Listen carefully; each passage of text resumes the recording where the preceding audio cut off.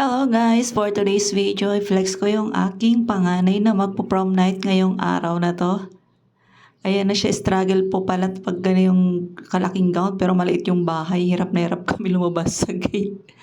Ayan siya. Habang kami naghihintay sa aming Grab kasi nakapag-book na ako niya, naghihintay na lang kami at nakaupo pa siya dyan. Yung Grab ay nanggaling pa sa may C6 kaya hinihintay namin. Nag-Grab na lang kami para hindi naman kami mahirapan sumakay. Ay lumabas na siya kasi hindi naman makakapasok sa aming street ang Grab. Nagtulong-tulong na nga po kami dyan. Tinulungan na kami ng kapitbahay namin. Ayan, ako na yung naghahawak sa may likod niya ng kanyang gown kasi hirap. At baka masayad sa kung ano mang nandyan sa daan. Mahirap na. Meron pati mga ano dyan, hindi natin maiwasan sa daan. Eh, nahirapan din siya maglakad. Ay, naiinis nga yung isa kasi nga bakit daw ganyan. Eh, yun ang gusto eh. Siyempre, kung ano yung gusto ng anak. Kaya tinulungan ako ni Ate Lala. Maraming salamat la.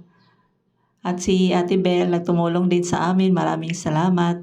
Ayan, sa mga kapitbahay naming tumulong, maraming salamat din. At sa mga naabalang naglalaro dyan kasi dumaan ang aming Grab. At namaligaw pa yata na doon sa kabilang street pa dumaan. Hinihintay muna namin dyan sa kanto. Pero malapit naman na dyan, nakasabi, ayan na yung Grab na nabook namin. Sakto lang po yan sa aming tatlo kasi tatlo lang kami sumama. So, malapit din lang naman yan, yung ang venue ay nasa scrapyard, Angono. Malapit lang yan, 15 minutes lang drive yan.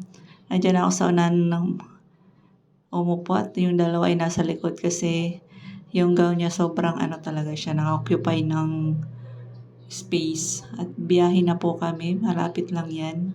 Mali pa nga yata yung naibook ko kasi Scrapyard Cafe and Resto, hindi pala. Scrapyard Resort pala yung venue nila. Diyos ko, kung saan pa kami madadala. Maraming salamat sa panonood.